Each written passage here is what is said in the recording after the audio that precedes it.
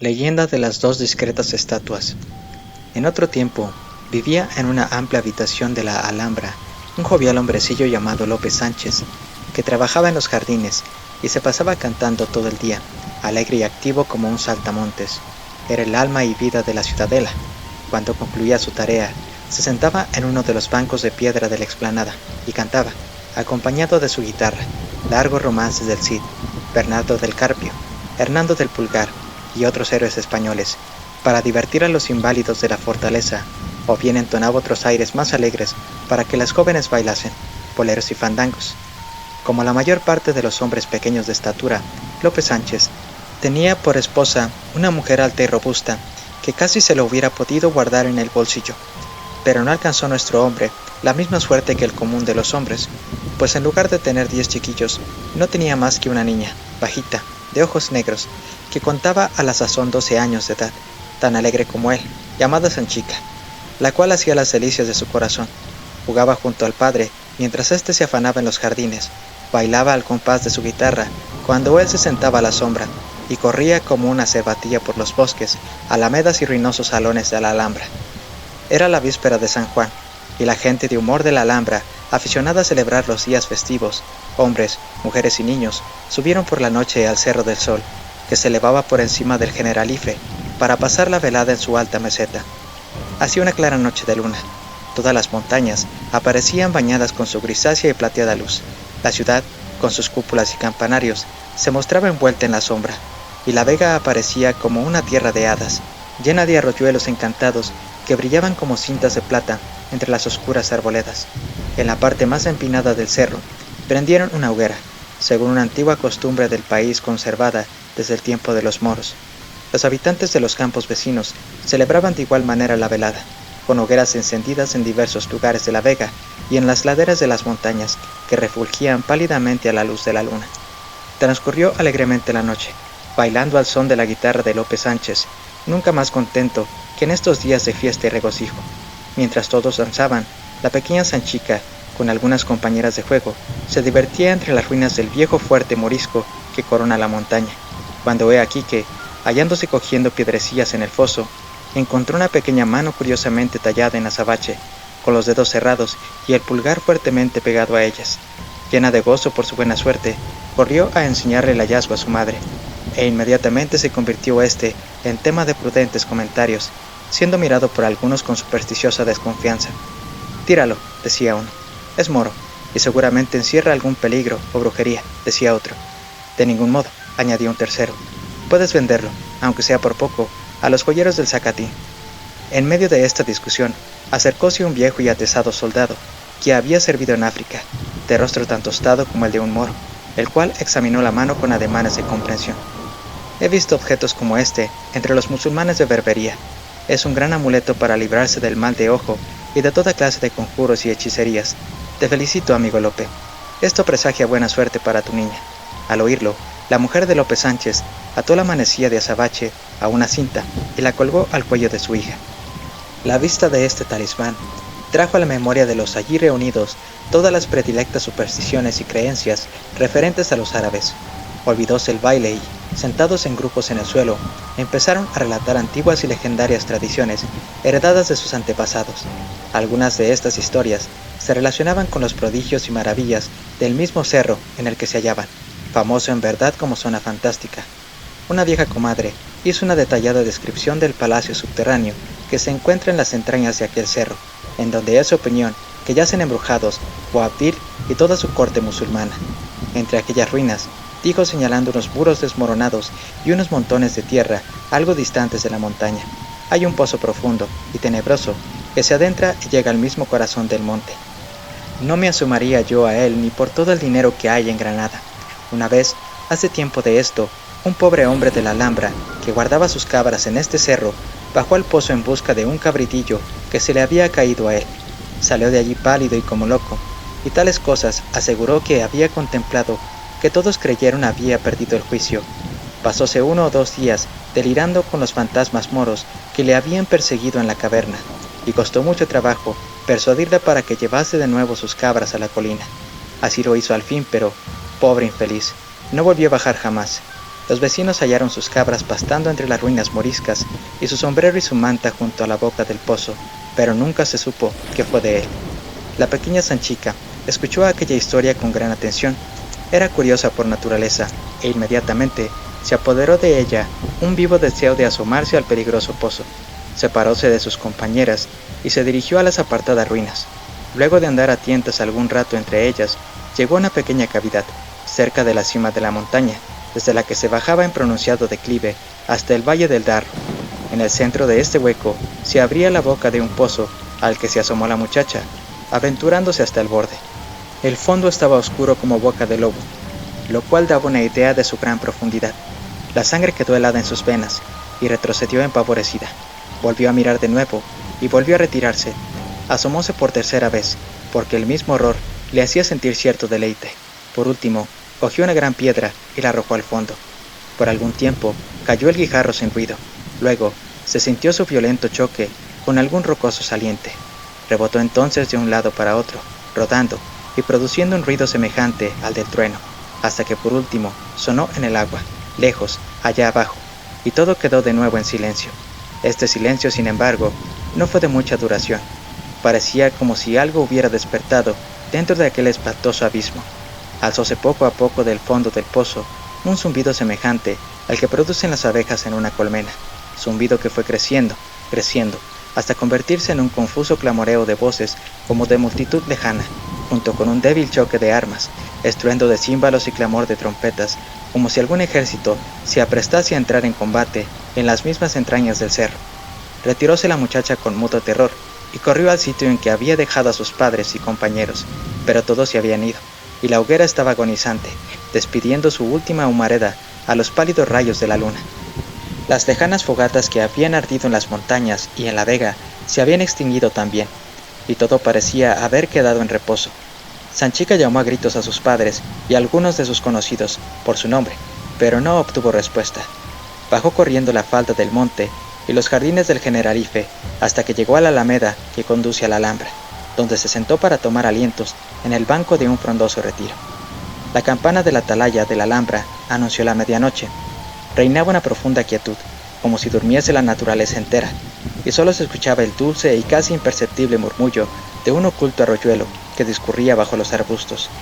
La suave dulzura de la atmósfera ya la iba adormeciendo, cuando de repente quedó fija su mirada en algo que brillaba allá lejos y, con gran sorpresa suya, descubrió una larga cabalgata de guerreros moros que bajaba por la falda de la montaña, a lo largo de las frondosas alamedas.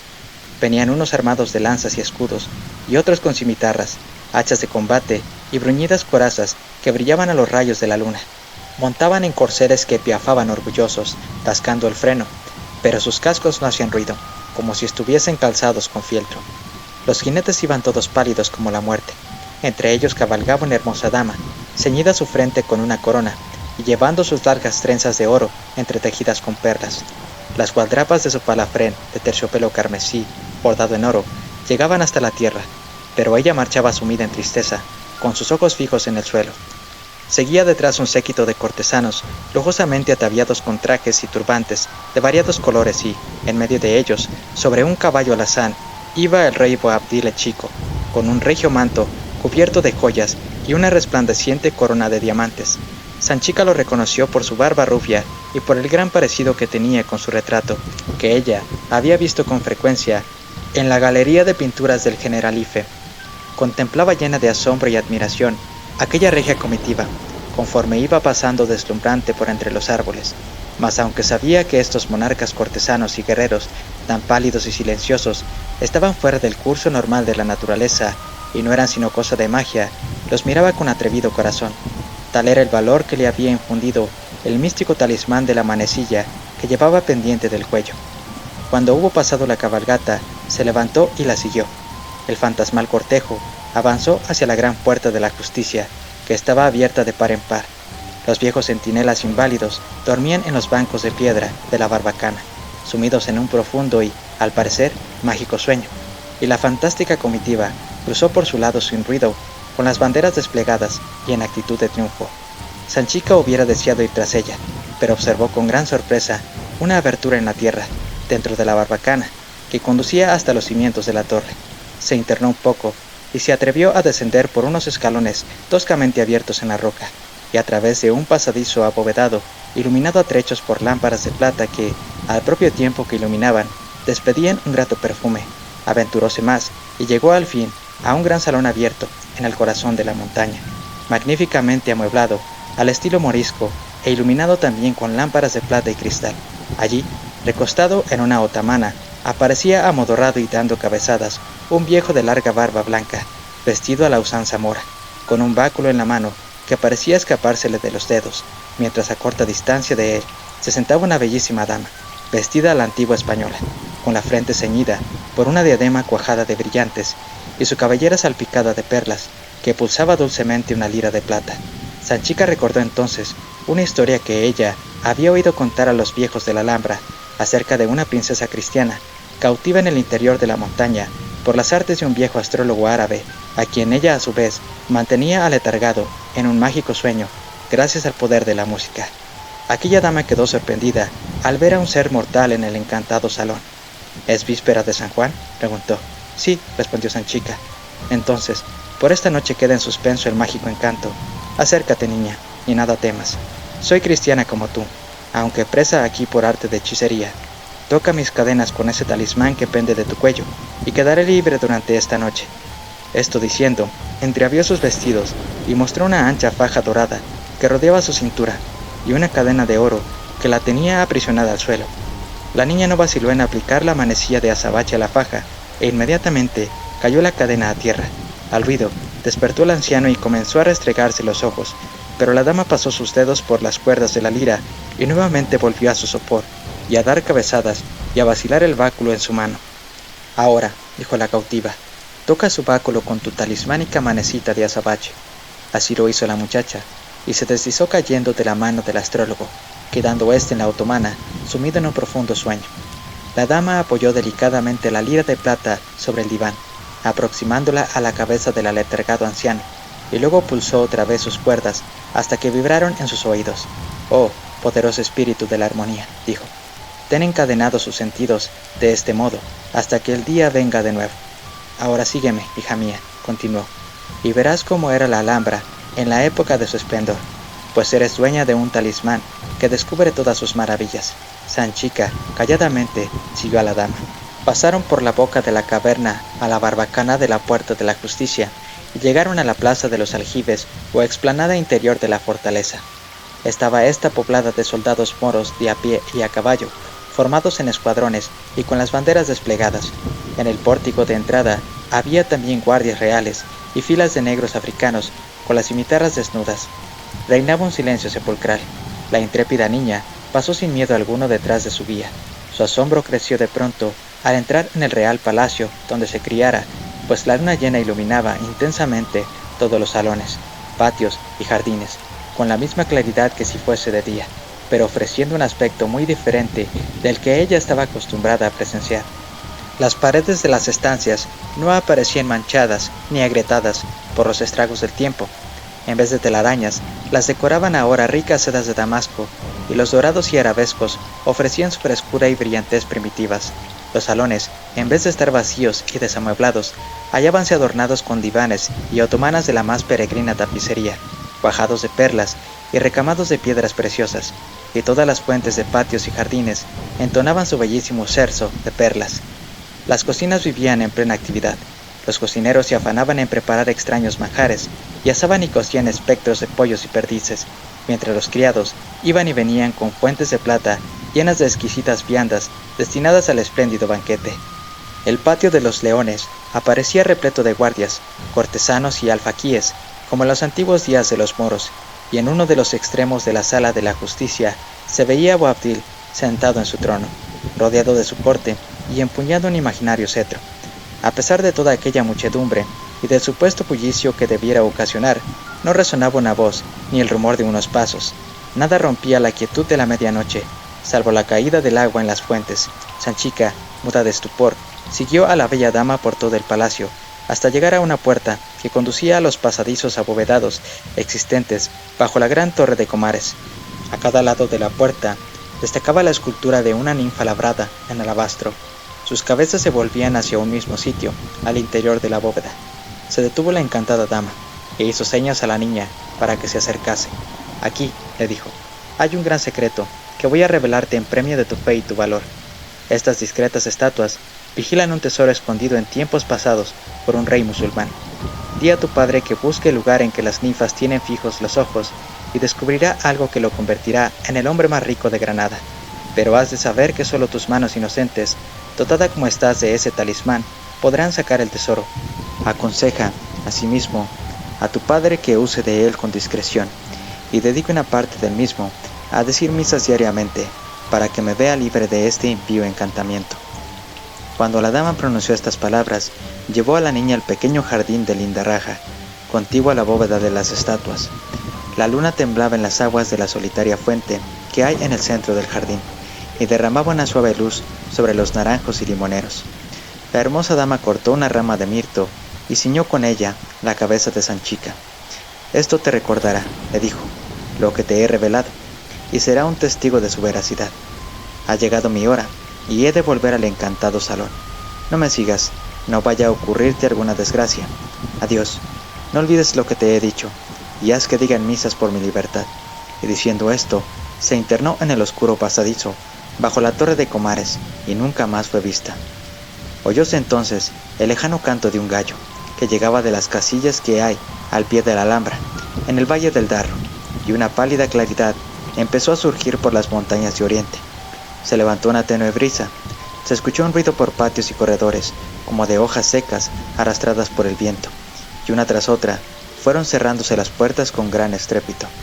Sanchica regresó a los mismos lugares que poco antes viera poblados de fantástica muchedumbre, pero Boabdil y su fantasmal corte habían desaparecido. Brillaba la luz de la luna en las galerías despojadas de su efímero esplendor, y en los desiertos salones manchados, deteriorados por el tiempo y cubiertos de telarañas. Solo el murciélago revoloteaba la incierta luz, y las ranas croaban en el estanque. Se apresuró Sanchica a subir por una apartada escalera que conducía al humilde aposento ocupado por su familia. La puerta estaba abierta como de costumbre, pues Lope Sánchez era demasiado pobre para necesitar barras o cerrojos. Buscó a tienta a su camastro, y poniendo la guirnalda de mirto bajo la almohada, pronto se quedó dormida. Por la mañana refirió a su padre cuanto le había sucedido. Lope Sánchez lo creyó todo un puro sueño, y se rió de la credulidad de la niña, por lo que marchó tranquilamente a sus acostumbradas faenas en el jardín. Pero no hacía mucho que se hallaba allí, cuando vio venir a su hija corriendo casi sin alientos. «¡Padre! ¡Padre!», gritaba. «Mira la corona de arayán que la dama mora me puso en la cabeza». Lope Sánchez se quedó atónito, pues el tallo de mirto era de oro puro, y cada hoja una brillante esmeralda. Como no estaba acostumbrado a ver piedras preciosas, ignoraba el verdadero valor de aquellas alhajas, pero sabía lo bastante para comprender que se trataba de una materia más positiva que las que generalmente se forman de sueños, y que, al menos, la niña había soñado con algún provecho. Su primer acuerdo fue ordenar a la pequeña que guardase el secreto más absoluto. En cuanto a esto, podía el buen Lope estar tranquilo, pues la discreción de su hija era superior a la que correspondía a su sexo y edad. Luego se dirigió a la bóveda en la que estaban las estatuas de alabastro de las dos ninfas, y observó que tenían vueltas sus cabezas y fijas sus miradas en un mismo sitio en el interior del edificio. Lope Sánchez no pudo por menos de admirar esta discretísima invención para guardar un secreto. Trazó una línea desde los ojos de las estatuas hasta el punto donde miraban, hizo una determinada señal en la pared y se retiró de allí. Durante todo el día, la imaginación del buen Lope Sánchez anduvo agitada por mil zozobras e inquietudes. No cesaba de dar vueltas en torno a las dos estatuas, nervioso ante el temor de que alguien pudiera descubrir su dorado secreto. Cada paso que oía aproximarse por aquellos lugares le hacía estremecer. Hubiera dado cualquier cosa por volver en otra dirección la cabeza de las esculturas, sin tener en cuenta que precisamente habían estado mirando hacia el mismo punto durante siglos, sin que nadie lo hubiera advertido. «Mala peste se las lleve», se decía a sí mismo. «Van a descubrirlo todo». ¿Se vio nunca un modo semejante de guardar un secreto?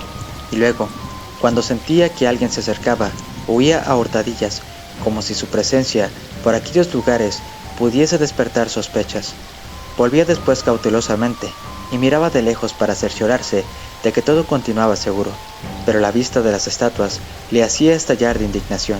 «Sí, allí están», decía para sus adentros, siempre mirando, mirando, mirando precisamente a donde no debieran. Mal rayo las parta, son lo mismo que todas las de su sexo. Si no tienen lengua para charlar, seguro que hablarán con los ojos. Al fin, para su consuelo, concluyó aquel largo e intranquilo día. Ya no se escuchaba ruido de pasos en los resonantes salones de la Alhambra. El último visitante traspuso el umbral. La puerta principal fue cerrada con barras y cerrojos, y el murciélago, la rana y la ululante lechuza se entregaron poco a poco a sus aficiones nocturnas en el desierto palacio. López Sánchez aguardó, no obstante, a que estuviera muy avanzada la noche, antes de aventurarse a penetrar con su hija en el salón de las dos ninfas, a las que encontró mirando tan fija y misteriosamente como siempre el oculto lugar del depósito. «Con vuestro permiso, gentiles damas», murmuró al pasar ante ellas, «os voy a relevar de este cargo que habéis tenido durante los 2 o 3 últimos siglos y que debe haberos sido muy pesado». Inmediatamente se puso a trabajar en la parte de la pared que había marcado con una señal, y al poco rato quedó abierto un hueco escondido, en el que había 2 grandes jarrones de porcelana. Intentó sacarlos fuera, mas permanecieron inmóviles, hasta que fueron tocados por la mano inocente de su hijita. Con su ayuda pudo extraerlos del nicho, y observó con inmensa alegría que se encontraban repletos de monedas de oro moriscas, mezcladas con joyas y piedras preciosas. Antes que fuese de día, llevó los jarrones a su habitación, y dejó a las 2 estatuas guardianas con sus ojos fijos aún en la hueca pared. Y así fue como el buen López Sánchez se transformó repentinamente en un hombre rico, pero sus riquezas, como siempre sucede, le acarrearon un sinnúmero de cuidados a los que hasta entonces había vivido ajeno. ¿Cómo iba a sacar su tesoro y tenerlo seguro? ¿Cómo disfrutar de él sin inspirar sospechas? Ahora, incluso por primera vez en su vida, tuvo miedo a los ladrones. Pensaba aterrado en lo inseguro de su habitación y cuidaba de atrancar puertas y ventanas, mas pese a todas estas preocupaciones, no le era posible dormir tranquilo. Desapareció su habitual alegría y ya no bromeaba ni cantaba con sus vecinos. En una palabra, se convirtió en la criatura más desgraciada de la Alhambra. Sus viejos amigos notaron este cambio. Le compadecían de todo corazón, pero comenzaron a volverle la espalda, creyendo que pasaba necesidades y que corrían peligro de que acudiese a ellos para pedirles ayuda. Cuán poco sospechaban que su única desgracia era precisamente la riqueza. La mujer de Lope participaba de su inquietud, pero tenía sus consuelos espirituales. Se nos olvidó advertir antes que, por ser su marido un hombrecillo de carácter ligero e irreflexivo, acostumbraba ella a buscar en todos los asuntos graves la ayuda y consejos de su confesor, Fray Simón, robusto fraile de anchas espaldas, cerrada barba y gruesa cabeza, del inmediato convento de San Francisco, el cual era director espiritual de la mitad de las buenas mujeres de las cercanías. También se le tenía en gran estima en diversas comunidades de monjas, que recompensaban sus servicios espirituales con frecuentes obsequios y golosinas, y frioleras confeccionadas en los mismos conventos, tales como delicadas confituras, ricos bizcochos y botellas de exquisitos licores, tónicos maravillosos para después de los ayunos y vigilias. Fray Simón medraba en el ejercicio de sus funciones. En su grasiento cutis relucía el sol cuando subía a la colina de la Alhambra en los días calurosos. Mas a pesar de su amable aspecto, la cuerda de nudos que ceñía su cintura demostraba la austeridad de su ascética. Las gentes se descubrían ante él considerándolo como espejo de piedad, y los mismos perros olfateaban el olor de santidad que despedían sus vestiduras y le saludaban al pasar, ladrando desde sus perreras. Tal era Fray Simón, el director espiritual de la honrada esposa de Lope, y como el padre confesor es el confidente doméstico de las españolas de clase humilde, pronto fue informado, con mucho misterio, de la historia del tesoro escondido. El fraile abrió ojos y boca y se santiguó una docena de veces al escuchar la noticia. Tras un momento de pausa, exclamó: «Hija de mi alma, has de saber que tu marido ha cometido un doble pecado, un pecado contra el Estado y otro contra la Iglesia. El tesoro del que se apropió pertenece desde luego a la corona, por haber sido encontrado en dominios reales, mas como es riqueza de infieles, arrebatada por así decirlo de las mismas garras de Satanás, debe ser consagrada a la Iglesia. Sin embargo, ya veremos el medio de llegar a un arreglo. Tráeme la guirnalda de mirto». Cuando el buen padre la vio, chispearon de admiración sus ojos ante el tamaño y hermosura de aquellas esmeraldas. «He aquí», dijo, «el primer fruto del descubrimiento, que debe destinarse a obras piadosas. Lo colgaré en nuestra capilla, como ofrenda, ante la imagen de San Francisco, y le pediré esta misma noche, con gran fervor, que conceda a tu marido disfrutar de la pacífica posesión de sus riquezas. La buena mujer se alegró mucho de quedar en paz con el cielo, en tan módicas condiciones, y el fraile, escondiendo la guirnalda bajo el manteo, encaminóse con santos pasos a su convento. Cuando Lope volvió a su casa, le relató su mujer lo que había acontecido. El buen hombre se irritó de lo lindo, pues no poseía la devoción de su esposa, y hacía tiempo que gruñía disimuladamente ante las visitas domésticas del fraile. «Mujer», le dijo, «¿qué has hecho? Todo lo has puesto en peligro con tus habladurías». «¿Cómo?», exclamó la buena mujer. «¿Es que vas a prohibirme que descargue mi conciencia con mi confesor?» «No, mujer, confiesa tantos pecados tuyos como quieras, pero este tesoro desenterrado es un pecado mío, y mi conciencia se siente muy tranquila con su peso». Era inútil entregarse a vanas lamentaciones. El secreto estaba descubierto ya y, como el agua que se derrama en la arena, no podía volver a recogerse. Su única esperanza se cifraba en la reserva del fraile. Al día siguiente, mientras Lope estaba fuera, sonó una tímida llamada a la puerta, y entró Fray Simón con su aspecto bonachón y humilde. «Hija mía», le dijo, «he rezado fervorosamente a San Francisco, y él ha escuchado mis oraciones. En el silencio de la noche se me apareció el santo en sueños, pero con aspecto enojado. «¿Cómo?», me dijo, «¿te atreves a suplicarme que renuncie a este tesoro de los gentiles, conociendo la pobreza de mi capilla?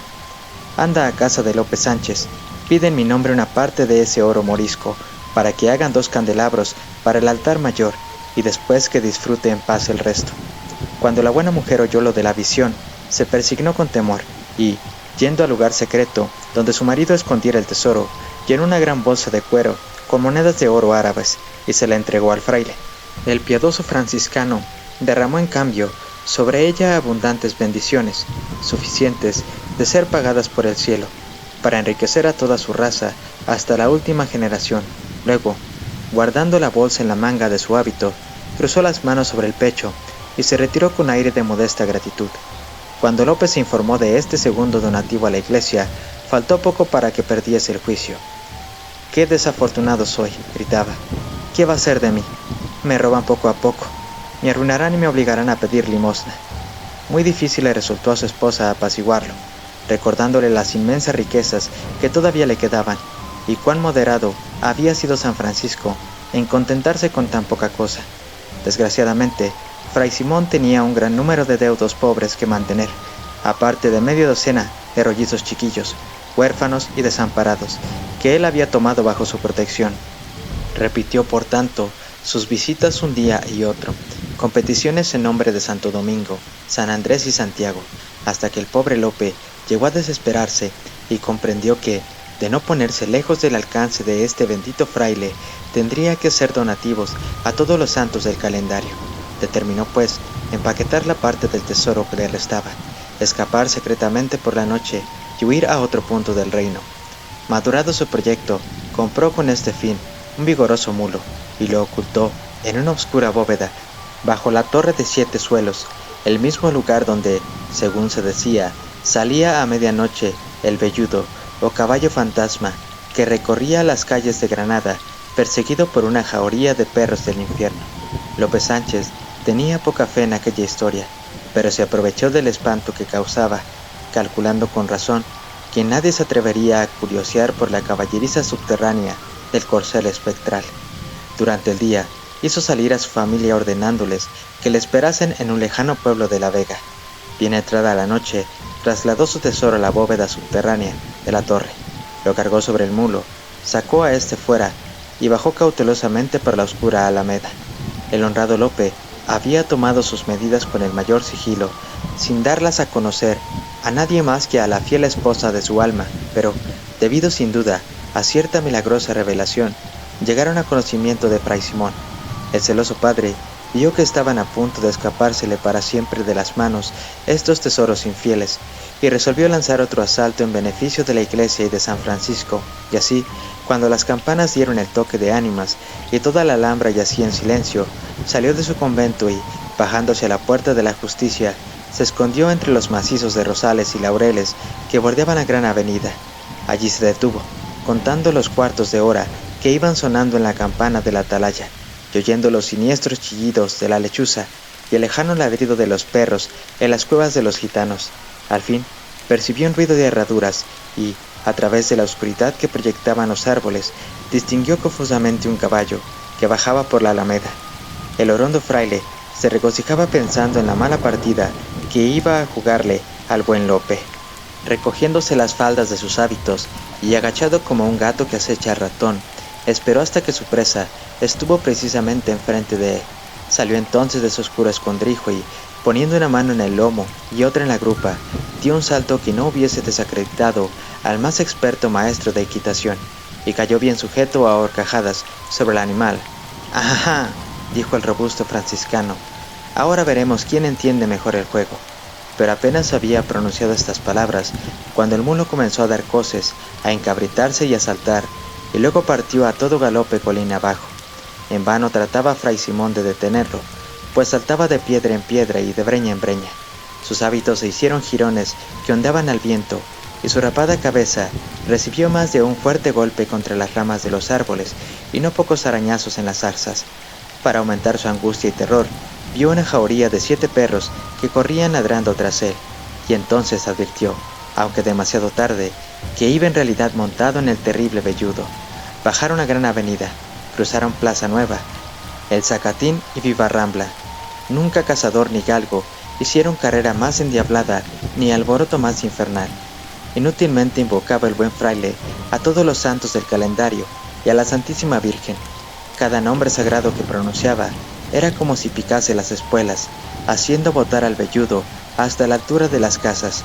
Durante toda la noche fue llevado el desdichado Fray Simón de un lado para otro, contra su voluntad, hasta que quedaron molidos todos los huesos de su cuerpo y sufrió la pérdida de una parte de su piel demasiado sensible para ser mencionada. Al fin, el canto del gallo anunció la venida del día. Al oírlo, el fantástico corcel volvió grupas y regresó corriendo hacia su torre. Nuevamente atravesó Vivarrambla, el Zacatín, Plaza Nueva y la Alameda de las Fuentes, seguido de los 7 perros que iban aullando, ladrando, saltando y mordiéndole los talones al aterrorizado fraile. Apenas habían aparecido los primeros claros del crepúsculo matutino cuando llegaron a la torre. Aquí, el caballo fantasma soltó unas cuantas coces que lanzaron al fraile por los aires en un salto mortal. Desapareció en la oscura bóveda, seguido de la infernal jauría, y un profundo silencio sobrevino después de aquel terrible clamor. ¿Se ha jugado alguna vez en la vida una partida más diabólica a un reverendo fraile? Un labriego que marchaba a su trabajo muy temprano encontró al infortunado Fray Simón tendido bajo una higuera al pie de la torre, pero tan maltrecho y aporreado que no podía hablar ni moverse. Fue llevado con mucho cuidado y solicitud a su celda, y cundió el rumor de que había sido robado y maltratado por unos ladrones. Pasaron 1 o 2 días antes que pudiera recobrar el uso de sus piernas. Consolábase entre tanto, pensando que, aunque se le había escapado el mulo con el tesoro, había conseguido anteriormente una buena parte del botín de los infieles. Su primera tarea, luego que pudo moverse, fue buscar debajo de su humilde jergón, en el sitio donde había escondido la corona de Arayán y las bolsas de cuero que contenían el oro sacado a la piedad de la señora Sánchez. Pero cuál no sería su consternación al ver que la guirnalda se había transformado en una marchita rama de mirto y que las bolsas de cuero estaban llenas de arena y guijarros.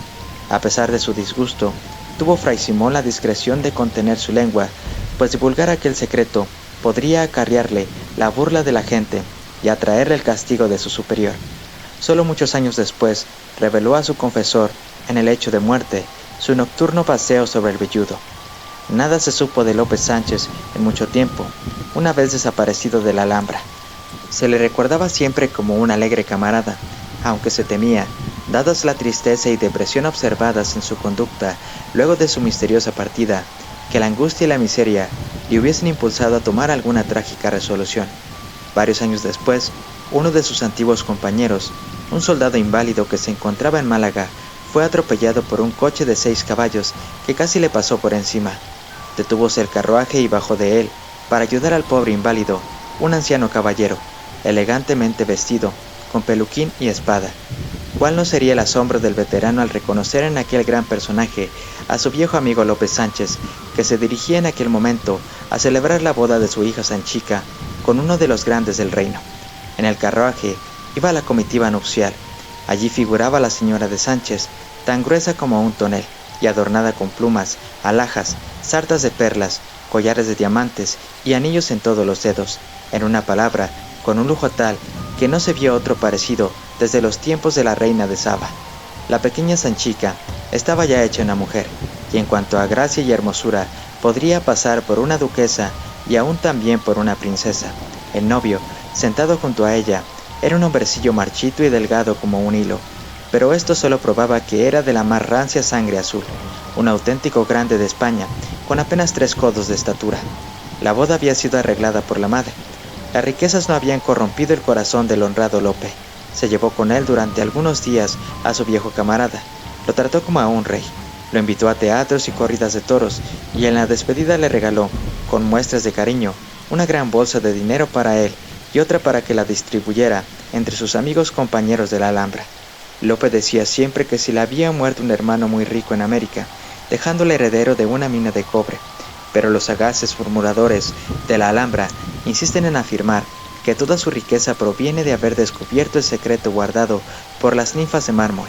Es digno de mención que estas discretísimas estatuas continúan, hasta el momento actual, con los ojos fijos muy significativamente en el mismo sitio de la pared, lo que ha hecho suponer a muchos que todavía queda allí algún tesoro escondido y que bien vale la pena que fije su atención en él el diligente viajero. Otros, en particular todos los visitantes femeninos, contemplan las estatuas con gran complacencia, como indeleble monumento que demuestra que las mujeres saben guardar un secreto. Fin.